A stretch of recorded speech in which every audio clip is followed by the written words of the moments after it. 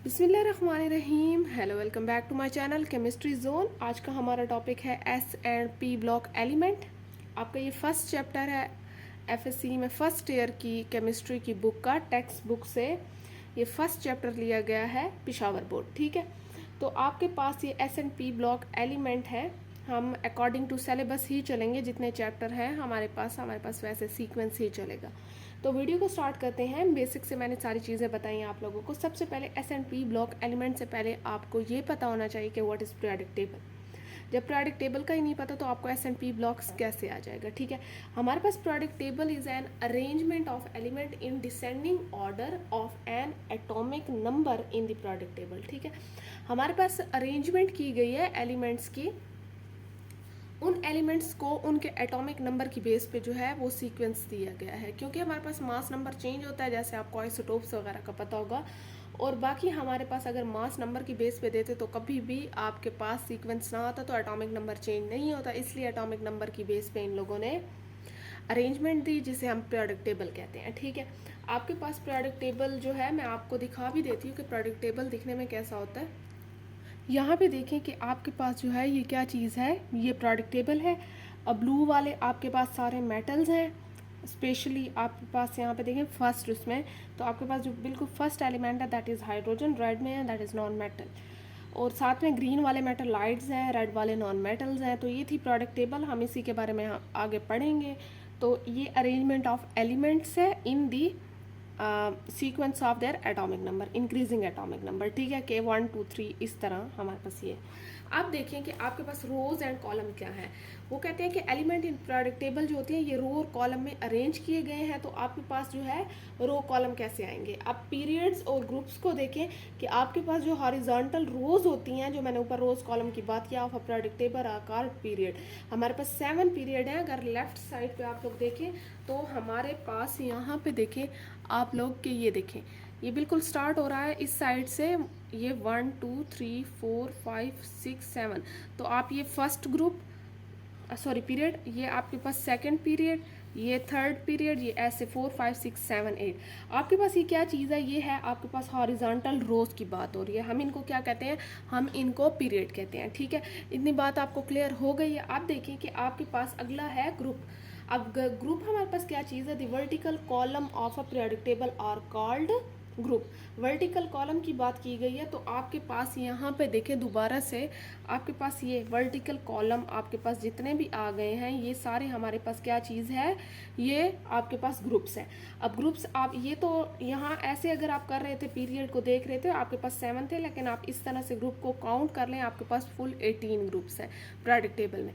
तो हम इन्हें ग्रुप और कॉलम ऐसे कहते हैं। ठीक है, अब आते हैं s and P block element पे। S and P block element कौन से हैं, वो कहते हैं कि the s block in the periodic table refers to element in group 1 alkali metal and group 2 alkaline earth metal. यहाँ पे देखें आपके पास, ये देखें आपके पास जो है क्या चीज़ है कि मैं आपको, ये फर्स्ट ग्रुप और ये हमारे पास सेकंड ग्रुप। ठीक है, हम इसे कहते हैं that is alkali earth metal and that is alkaline earth metal.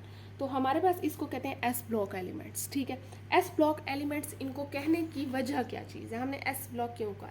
अगर आपको कॉन्फ़िगरेशन का पता हो तो आपके पास कॉन्फ़िगरेशन जो होती है वो एस पी डी एफ जो है वो उसमें आती है, शेल में आती है। ठीक है, जो हमारे पास शेल होते हैं एस एंड पी, हमने उनकी बेस पे इनके नाम रखे हैं एस एंड पी, क्योंकि हमारे पास जो इनका आउटर मोस्ट इलेक्ट्रॉन होता है वो किस शेल में आता है, वो एस शेल में आता है। ठीक है, तो कहते हैं कि these element have their outermost shell in S orbital. आप किसी भी इन दोनों जो ग्रुप्स हैं इनमें आप एलिमेंट उठा के देख लें, उनकी कॉन्फ़िगरेशन करके देख लें, सबका एस में ही आएगा। साथ में ये मेटल है, क्योंकि हमारे पास जब इनका एस में आता है तो मेटल होने का मतलब ये है कि ये लूज़ करते हैं इलेक्ट्रॉन, बजाय ये लेने के ये देना पसंद करते हैं और अपने ऊपर पॉजिटिव चार्ज लेके आते हैं। तो हम कह सकते हैं कि ये कैटाइन बनाते हैं। ठीक है, और ये हाईली रिएक्टिव होते हैं। रिएक्टिव किस लिए होते हैं कि ये स्टेबल नहीं होते, तो ऑब्वियसली ये देंगे कैटाइन बनाएंगे, तो हमारे पास ये मतलब बॉन्ड बना रहे हैं। ठीक है, तो ये हमारे पास हाईली रिएक्टिव होंगे। अब आपको मैंने यहाँ पे एलिमेंट ग्रुप 1 के भी दिखा दिए, ग्रुप 2 के भी दिखा दिए, साथ में उनके ऊपर एटॉमिक नंबर भी लिख दिए हैं, ठीक है। अब आते हैं पी ब्लॉक एलिमेंट की तरफ, हम इनको स्टडी करेंगे, लेकिन ये आपको मैं सिर्फ ऊपर से बता रही हूँ, जनरल व्यू दे रही हूँ कि आपके पास होता क्या है ये चीज़।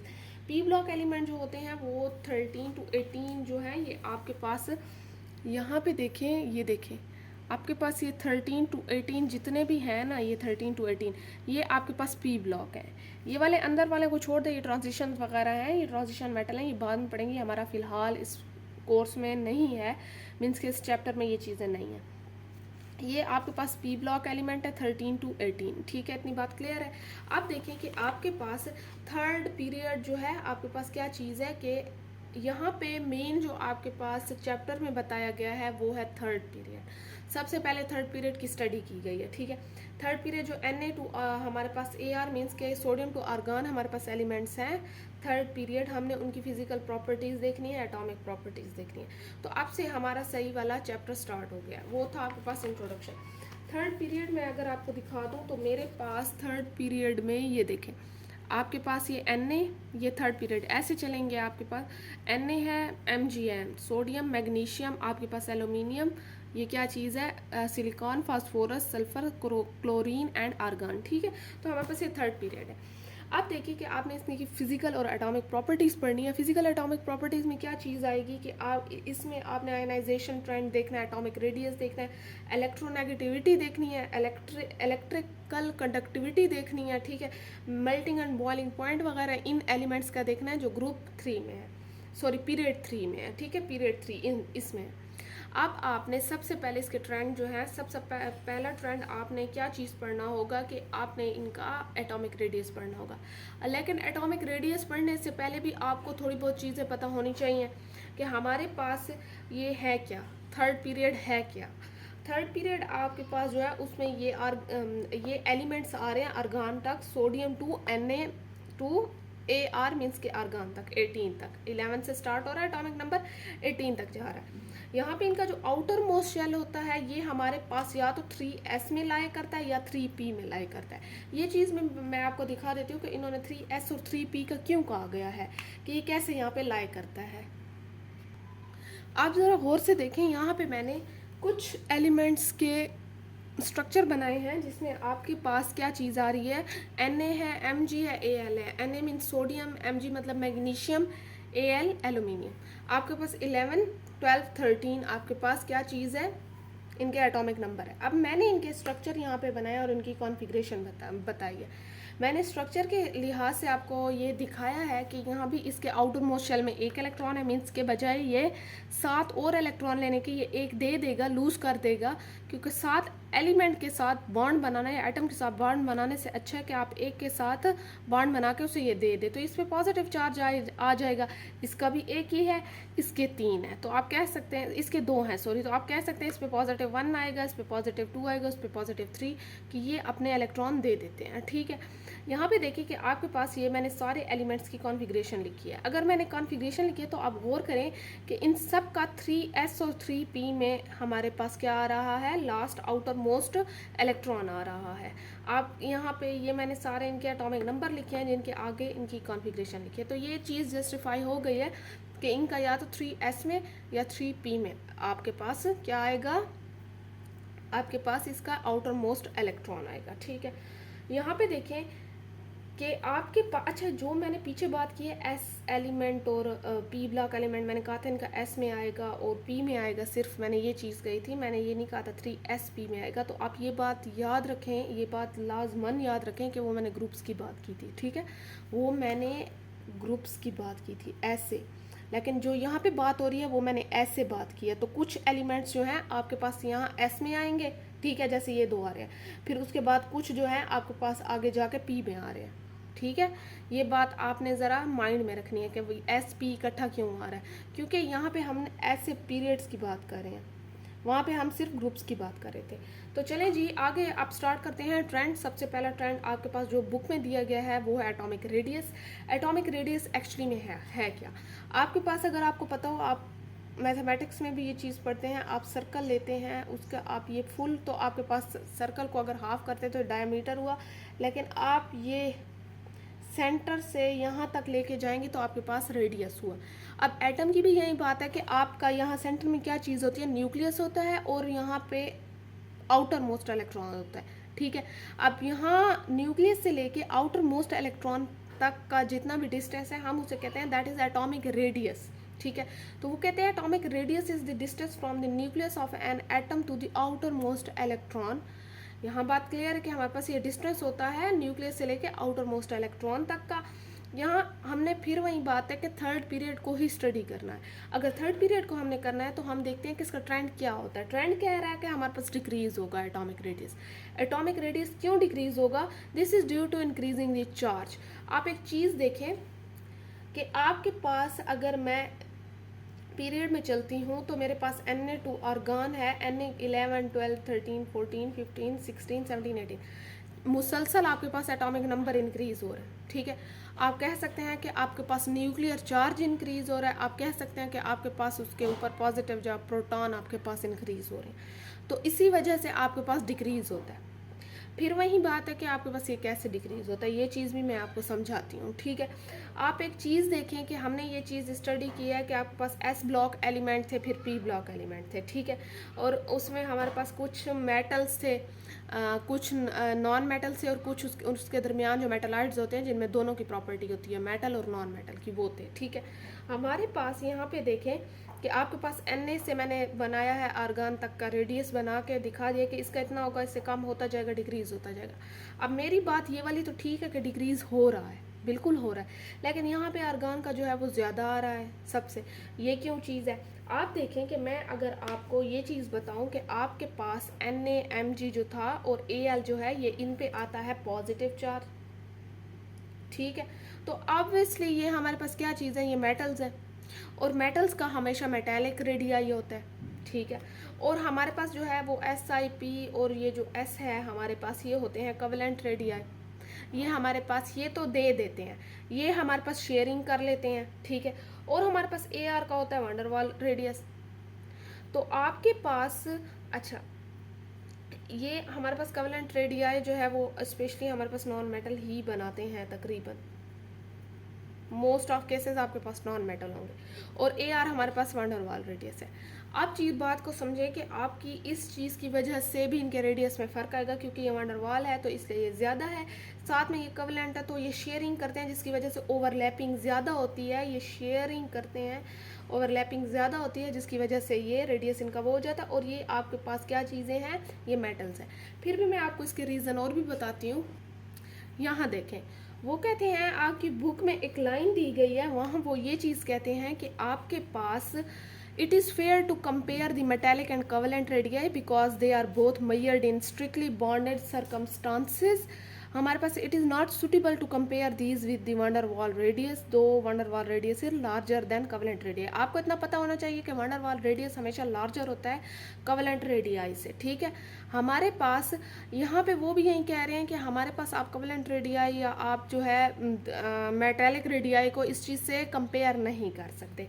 एक चीज़ आप नोट करें, मैं अगर आपको दोबारा से भी ये चीज़ बता दूं। अच्छा, यहाँ पे मेरी बात गौर से सुने। जो मेन रीज़न है वो अब आपके पास आ रहा है कि ये इतनी इन्होंने जो बातें की हुई हैं वो क्यों की हुई हैं। यहाँ पे देखिए मैंने आपको ये जो स्ट्रक्चर बना के दिखाए हैं, यहाँ पे देखिए कि एक एक इलेक्ट्रॉन इंक्रीज हो रहा है, मीन्स के न्यूक्लियर चार्ज इंक्रीज हो रहा है। अब न्यूक्लियर चार्ज इंक्रीज हो रहा है तो ऑब्वियसली आपके पास यहाँ पे अगर पॉजिटिव इंक्रीज हो रहा है तो यहाँ पे भी तो इलेक्ट्रॉन इंक्रीज हो रहे हैं। अब इस न्यूक्लियस का होल्ड इन सब पे है, ठीक है। अगर यहाँ इतना इस पे ज़्यादा नहीं होगा लेकिन इन दो पे ज़्यादा होगा क्योंकि ये नेगेटिव है, ऑब्वियसली इसका अपना भी तो चार्ज इंक्रीज हो रहा है। तो ऐसे होता जाएगा और इनके इलेक्ट्रॉन इनके अंदर आते जाएंगे तो ये न्यूक्लियस इनको अट्रैक्टिव फोर्स के थ्रू क्या करेगा, अपनी तरफ खींचेगा। जितना इसमें ये इलेक्ट्रॉन्स आते जाएंगे उतना ये न्यूक्लियस इनको अपनी तरफ खींचता जाएगा और इनका शेल भरता जाएगा। तो आपके पास कह सकते हैं कि पहले इतना न्यूक्लियस था, फिर वो छोटा होता गया, श्रिंक होता गया, स्मॉल होता गया और वो डिक्रीज होता गया। एक रीज़न ये है हमारे पास, ठीक है। एक रीज़न ये भी है कि इनके ऊपर आप कह सकते हैं कि इलेक्ट्रॉन आने की वजह से ये अट्रैक्ट करेंगे और न्यूक्लियर चार्ज इंक्रीज होगा। और एक ये भी है कि आपके पास ये मेटेलिक रेडियाई, कवलेंट रेडियाई और वो आपके पास वांडर वाल रेडियाई, तो ये दो रीज़न है आपके पास, ठीक है। इतनी बात समझ आ गई है। अब आपके पास मैं आपको अगेन ये चीज़ बता दूँ कि मेटेलिक रेडियाई और इनका आप एक्सप्लेन कैसे करेंगे। यहाँ पे देखें, वो कहते हैं कि ठीक है, it is fair to compare the metallic and covalent. अगर अब मेटेलिक और कवलेंट रेडियाई को कहीं ना कहीं आपस में कंपेयर कर भी रही हैं तो ठीक है, क्योंकि हमारे पास ये जो मैयर होते हैं ना, ये under the strictly bounded circumstances इनके ऐसे है कि आपके पास कहीं ना कहीं अच्छी जो है वो बॉन्डिंग हो रही है। लेकिन आप ये सोचें कि एक तो आर्गान हमारे पास है नोबल गैस, एक तो है वो स्टेबल नॉन रिएक्टिव है, ना वो मेटल में आ रहा है, ना वो नॉन मेटल में आ रहा है, ना वो मेटलाइड में आ रहा है, तो हमारे पास उसका है वांडर वाल रेडियस, तो आप कंपेयर उसे नहीं कर सकते। और बाकी वो इसीलिए बड़ा है। तो इसकी एक्सप्लेनेशन भी यहाँ पे लिखी हुई है कि मेटेलिक और covalent radii is measured of the distance from the nucleus to the bonding pair of electrons. For sodium to chlorine, तो आपके पास जो बॉन्डिंग इलेक्ट्रॉन्स थे वो 3 लेवल में थे, screened bye electron in the first and second level. The increasing number of protons in the nucleus across the period attract the bonding electrons more strongly। वही बात है, अगर मेटेलिक रेडियाई की बात करें या कवलेंट रेडियाई की बात करें, तो आपके पास यहाँ पे जो उनके अंदर के इलेक्ट्रॉन्स थे, जो अंदर के 2 शेल थे, फर्स्ट शेल जिसमें 2 थे, सेकंड शेल जिसमें 8 थे, वो हो गए स्क्रीनिंग इलेक्ट्रॉन्स, ठीक है। अब स्क्रीनिंग इलेक्ट्रॉन्स हो ही गए हैं, तो वो ऊपर वाला जितना भी उनके आउटर मोस्ट शेल में सोडियम में जैसे आउटर मोस्ट में एक पड़ा था, तो वो उसको इतना अट्रैक्ट नहीं करेंगे। तो आप कह सकते हैं कि हाँ, स्क्रीनिंग इलेक्ट्रॉन जो है वो आ गए हैं, वो खुद जो आउटर मोस्ट वाला वो 3rd लेवल में पड़ा हुआ है। लेकिन जैसे जैसे आप बढ़ते जाएंगे तो उनका तो वो इलेक्ट्रॉन पेयर जो है वो भी बढ़ता जाएगा, जिसकी वजह से जो है वो क्या होगा, वो स्क्रीनिंग इलेक्ट्रॉन भी उसे इतना नहीं रोक पाएंगे, बल्कि वो खुद अट्रैक्ट करने लग जाएंगे इनको, जिसकी वजह से ये इनका रेडियस कम होता जाएगा। तो ये आपके पास ट्रेंड हो गया कि आपके पास रेडियस कैसे डिक्रीज होता है। इतनी बात क्लियर है। ये 3rd पीरियड की मैंने बात किया। यहाँ पे देखिए कि आपके पास आप सेकंड जो आ रहा है, सेकंड में आपके पास आयनाइजेशन एनर्जी आ रही है। वहीं पढ़ रहे हैं हम 3rd पीरियड का जो Na2 आर्गान था हमारे पास, सोडियम टू आर्गान।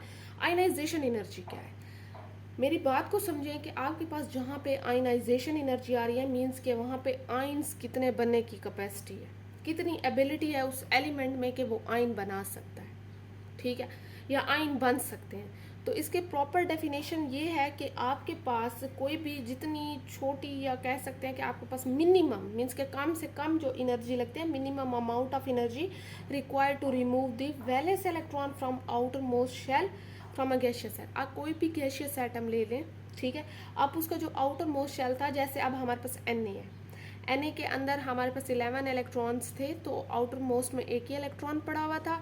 तो उस इलेक्ट्रॉन को अगर मैं रिमूव करती हूँ तो ऑब्वियसली उसके ऊपर पॉजिटिव चार्ज आ जाएगा। अब उस इलेक्ट्रॉन को रिमूव करने के लिए मुझे जितनी भी एनर्जी की ज़रूरत होगी, that is called ionisation energy, ठीक है। मैंने क्या करना है, मैंने रिमूव करना है। आयनाइजेशन एनर्जी रिमूव करने के लिए होती है। आगे जब आप पढ़ेंगे तो आपके पास जो अंदर डालने के लिए इलेक्ट्रॉन को, वो अलग एनर्जी है। फिलहाल मैं वो आपको नहीं बता रही, आप ट्रेंड के साथ ही पढ़ते जाएंगे, ठीक है। तो सिर्फ आप ये माइंड में रखें कि आयनाइजेशन एनर्जी किसे कहते हैं, जो आपके पास minimum amount of energy required to remove the valence electron from its outermost जो है वो शेल, ठीक है। अब आपके पास लेट सपोज मैंने एक्स एक एलिमेंट ले लिया जो गैसियस स्टेट में है, मैंने इसके अंदर से ऊपर वैलेंस वाला जो इलेक्ट्रॉन था वो एक रिमूव किया है, तो ऑब्वियसली इसके ऊपर पॉजिटिव चार्ज आ गया है। पॉजिटिव चार्ज आया तो मतलब ये कैटाइन बन गया है। अब कैटाइन बन गया तो मतलब ये आयन बन गया है, ठीक है। और इस पर जो एनर्जी लग रही है वो होगी आयनाइजेशन एनर्जी। तो आपके पास एक चीज़ मैं आपको ये भी बता दूँ, हमने स्टार्ट में पढ़ा था कि हमारे पास जो मेटल्स होते हैं वो हमेशा पॉजिटिव चार्ज दिखाते हैं, मीन्स के लूज करते हैं। तो आपके पास यहाँ पे जितने भी हम पढ़ेंगे, जो भी पॉजिटिव इन पे चार्ज आएगा, आप कह सकते हैं दीज ऑल आर मेटल्स। ये चीज़ें याद रखा करें, क्योंकि ये चीज़ें रिलेटेड है एक दूसरे से, कि पॉजिटिव है तो ये मेटल्स होंगे, नेगेटिव है तो वो नॉन मेटल्स होंगे, ठीक है।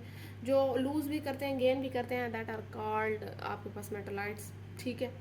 तो फर्स्ट आयनाइजेशन एनर्जी क्या है हमारे पास? फर्स्ट आयनाइजेशन एनर्जी मैं आपको सिंपली बता दूं कि ऐसी एनर्जी, ये सारी चीज़ जो है सेम ही मैंने लिखी है, सिर्फ मैंने ये लिखा है कि फॉर्मिंग फर्स्ट कैटाइन ऐसी एनर्जी रिक्वायर हमें जो है, ऐसी एनर्जी रिक्वायर होती है जो हमारे पास आउटर मोस्ट शेल में से इलेक्ट्रॉन निकलती है, और जो वो आगे आयन बनाती है वो क्या करती है, वो +1 होता है। मीन्स कि वो पहला इलेक्ट्रॉन जो निकालना होता है ना, और जो चार्ज आता है आपके पास, वो कहती है कि आपके पास ये फर्स्ट आयनाइजेशन एनर्जी है, बिल्कुल पहला इलेक्ट्रॉन निकालने के लिए जो एनर्जी रिक्वायर होती है। ठीक है, अब मैंने पहला इलेक्ट्रॉन निकाला, that is called first ionisation energy. मैंने पहला निकाल के फिर उसके बाद अगेन कोई दूसरा इलेक्ट्रॉन उसी शेल से निकाला है, that is called second ionisation energy.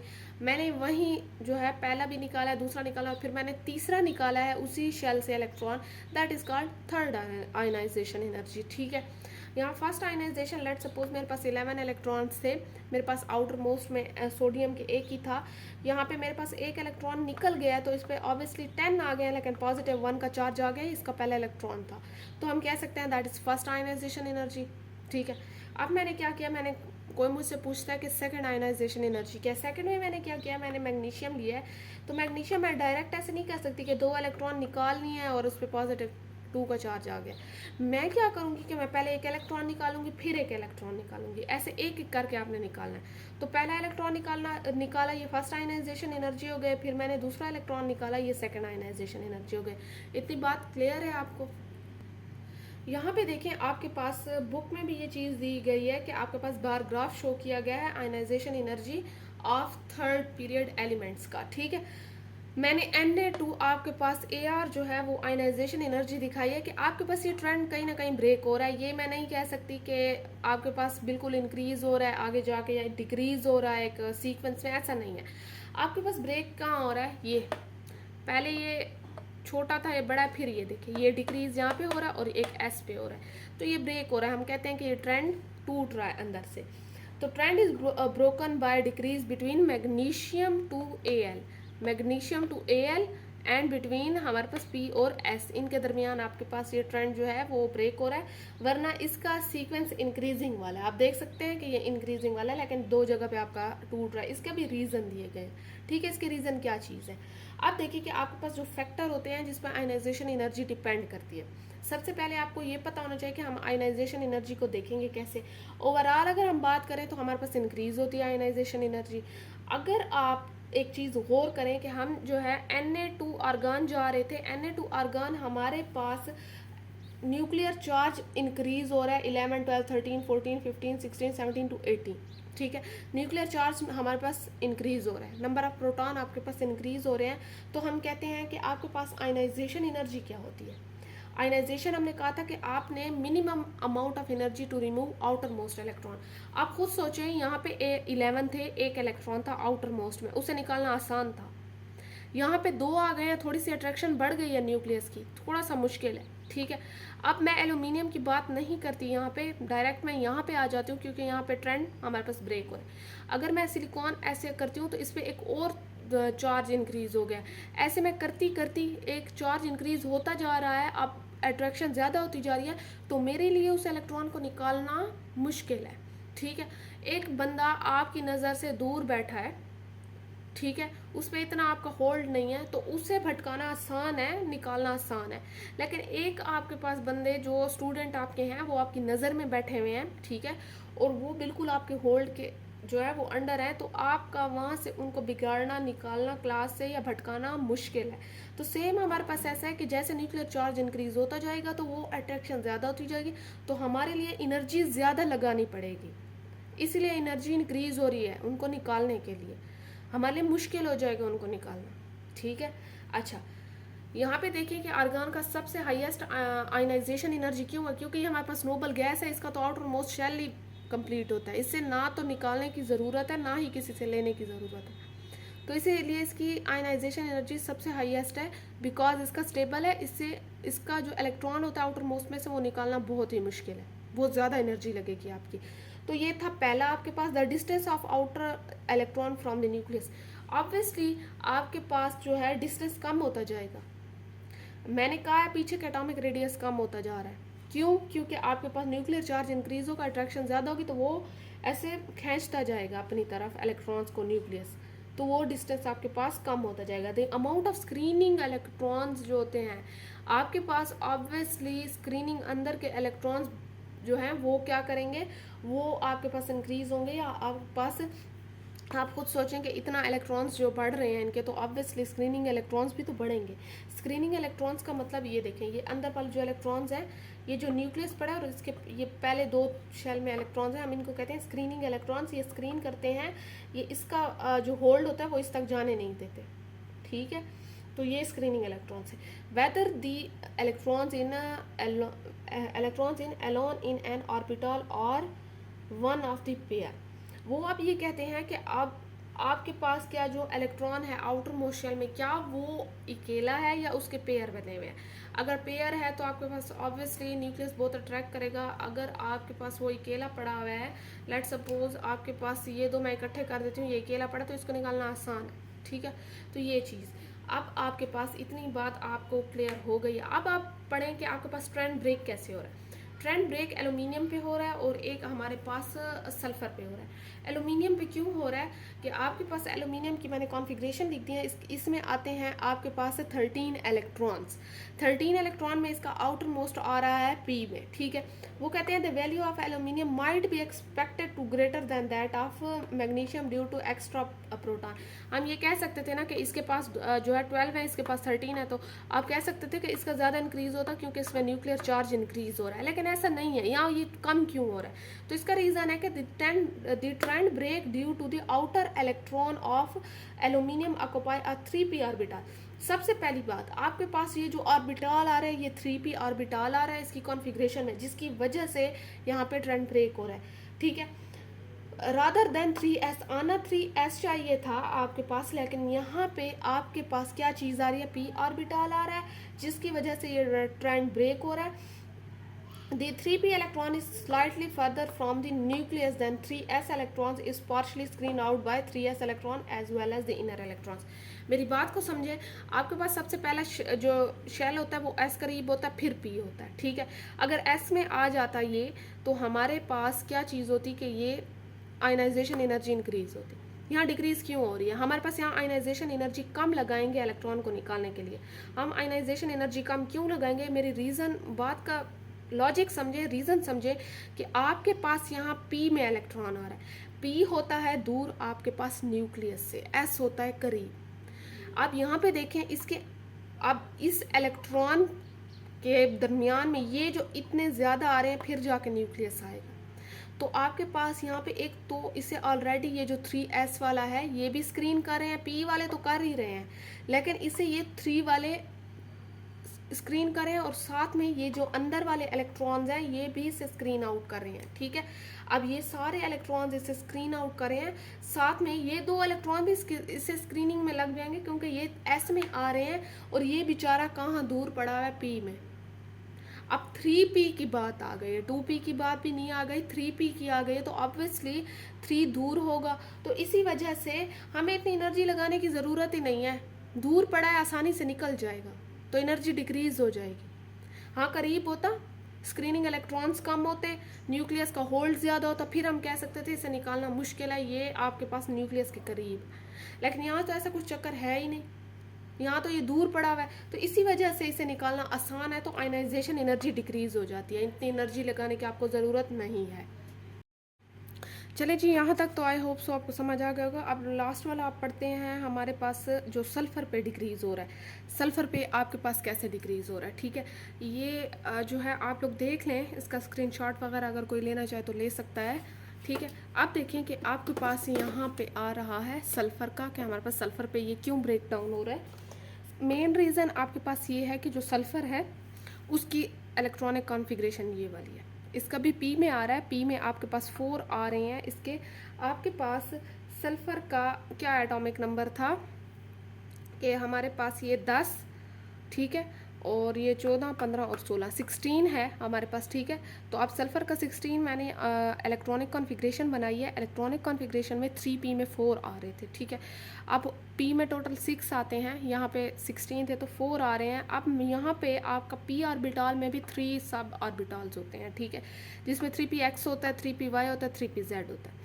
इन सब में कैपेसिटी होती है कि ये 2-2 इलेक्ट्रॉन्स ले सकते हैं, ठीक है।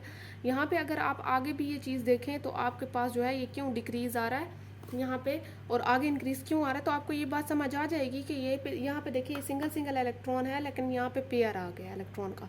जहाँ पे पेयर आ जाए तो ऑब्वियसली आपके पास दोनों इलेक्ट्रॉन नेगेटिव होंगे, दोनों इलेक्ट्रॉन नेगेटिव होंगे तो आपके पास रिपल्जन आ जाएगी। रिपल्जन आने की वजह से आपके पास यहाँ पे हमें इतना एनर्जी देनी ही नहीं पड़ेगी कि वो इलेक्ट्रॉन हम निकालें और आपके पास जो है काम हमारा बन जाए। यहाँ पे क्या होगा कि आपको छोटी सी या थोड़ी सी एनर्जी लगानी पड़ेगी, जिसकी वजह से वो आसानी से इलेक्ट्रॉन निकल आएगा। जब आसानी से निकल आएगा तो ऑब्वियसली आपकी आयनाइजेशन एनर्जी डिक्रीज होगी। क्यों? क्योंकि ऑलरेडी यहाँ अंदर रिपल्जन है, ठीक है, रिपल्जन है, जिसकी वजह से आसानी से वो निकल जाएगा। तो ये एक तो आपके पास रीज़न ये है कि स्क्रीनिंग ऑफ इनर इलेक्ट्रॉन्स होगा, जिसकी वजह से आयनाइजेशन एनर्जी लो होगी। साथ ही में आपके पास वही है कि आपके पास जो 3p होगा उनके दरमियान जो है दो इलेक्ट्रॉन्स हैं, इनमें रिपल्जन होगी, जिसकी वजह से हमारे लिए आसान होगा वहाँ से निकालना। तो अब तक के ये ट्रेंड्स थे आपके पास s and P block element क्या थे। उनमें आपके पास थर्ड पीरियड हमने अकॉर्डिंग टू कोर्स हमने स्टडी किया, जिसमें फर्स्ट आपके पास एटॉमिक रेडियस था, सेकंड आपके पास आयनाइजेशन एनर्जी थी, ठीक है। तो आप ये कह सकते हैं कि आपके पास एक चीज़ मेरी बात याद रखें, एक होती है आयनाइजेशन एनर्जी 1, फिर होगी आयनाइजेशन एनर्जी 2 और फिर होगी आयनाइजेशन एनर्जी 3, ठीक है। यहाँ पे देखें कि आयनाइजेशन एनर्जी में आपके पास एक, इसमें आपके पास +2, इसमें आपके पास +3 है। यहाँ पे आप मुझे बताएं कि कौन सी आयनाइजेशन एनर्जी ग्रेटर होगी, कौन सी कम होगी। ऑब्वियसली यहाँ पे आपके पास आयनाइजेशन एनर्जी पहली थी, ठीक है, एक इलेक्ट्रॉन निकला, इतना नहीं। अब एक इलेक्ट्रॉन कम हो गया है, अब आपके पास अब शेल ही कम हो गया है। लेट सपोज आपने ये मैंने एक वो बना दिया, यहाँ पे 2 इलेक्ट्रॉन यहाँ पे लगा दिए हैं, 8 यहाँ पे लगा दिए हैं, ठीक है, और यहाँ पे 1 लगा दिया। अब सोचें कि मैंने फर्स्ट आयनाइजेशन एनर्जी में ये खो दिया, तो आपके पास ये शेल ही ख़त्म हो गया, ठीक है, ऑलरेडी इस पे पॉजिटिव चार्ज है। अब मैं इसको निकालना चाहूँ तो मुझे ग्रेटर एनर्जी की ज़रूरत होगी, क्योंकि ये न्यूक्लियस के करीब है और इस पे ऑलरेडी एक पॉजिटिव चार्ज है। तो ऑब्वियसली मैं कह सकती हूँ कि मेरे पास ये वाली एनर्जी कम होगी। जब मैं सेकंड निकालूंगी तो मुझे एनर्जी ज़्यादा लगानी पड़ेगी, क्योंकि एक तो ऑलरेडी इस पर पॉजिटिव चार्ज होगा, उसके पास एक एक प्रोटॉन कम होता जाएगा। अब इसके कम होता जाएगा तो न्यूक्लियस का होल्ड ज़्यादा आता जाएगा, न्यूक्लियस का होल्ड ज़्यादा आता जाएगा तो आपके पास एनर्जी ज़्यादा लगानी पड़ेगी। तो ये हमारे पास ऐसे चलेगा, ठीक है।